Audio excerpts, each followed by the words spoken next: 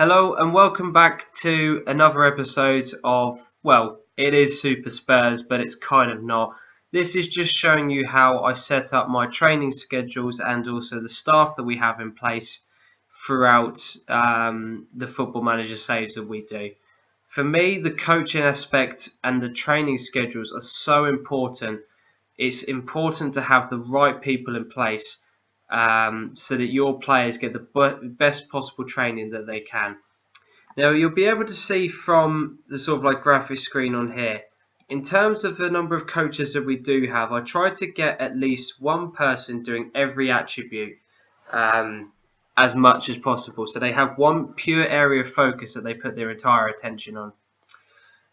You'll be able to see here from in terms of the fitness coaches that we've got, we have a bloke named Massimo Neri. I always try and get him if I possibly can. He's a good coach in terms of fitness, 19 overall. He currently deals with the strength side of things, so that's really, really important. Antonio Pintus is another guy who I've always, he tried to bring in 20 on fitness, really, really good. He's in terms of his main attribute on here. He's a really, really good coach. The goalkeeper coaches, we've got Tony Jeremes, who's 18 at coaching. Pat Jennings is also 18, so we've got good options in terms of our shot stopping and handling.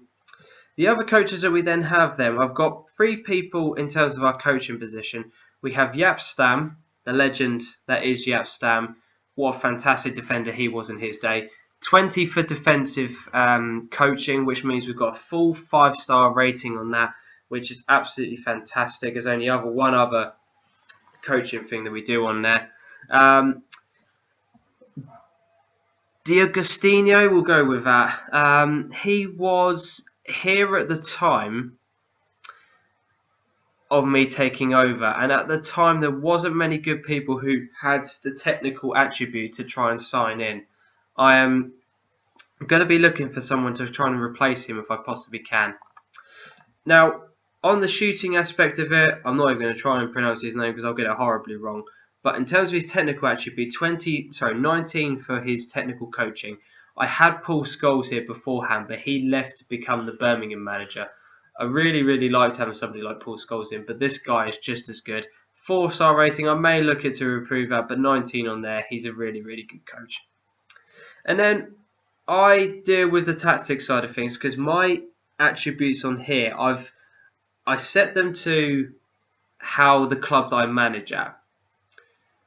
I don't know whether or not a lot of people do this. I'm not really 100% sure, but this is how I do it. And then I adjust the stats accordingly. Me personally, in real life, I'm more of a tactics manager. I like the aspect of really getting down and proper chalkboard and drawing out formations and stuff like that. So I try to put my tactics on 20 if I possibly can. Some of the other attributes do suffer as a result, but I'm the tactics coach for this club, 4.5-star. I'm quite happy with that.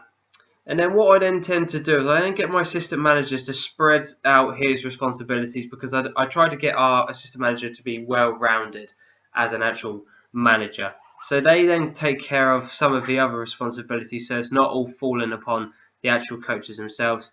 The under-21's assistant manager and Ugo Ekioki is the under-21's manager, just picks the attributes that he wants as well. He's actually our attacking coach at 3.5-star. Again, I'm going to look to do that because I believe the board. Nope, I've actually used in my current squad. So sorry, current maximum staffing ability. So if I want anybody else, I'm going to have to bring those guys in. But in terms of all the other attributes on here, we've got people like Ledley King, who's a coach for one of our under-18s. We've got people like Justin Cochran, who used to play for Crew, I believe. Let's just have a quick look. Oh, knowledge.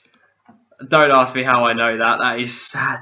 That is really sad. Yeah, Ugo Ekiog. We've got people like Stefan Freund, who obviously used to play for Tottenham. And a few others names sort of scattered around here and there. But I'm going to what I try and do is I try and get the majority of either my coaches to sign long-term deals. You can see the majority of our coaches here, the ones that I signed, are all done to 2019. I like to keep the same people in place so we continuity throughout the whole squad.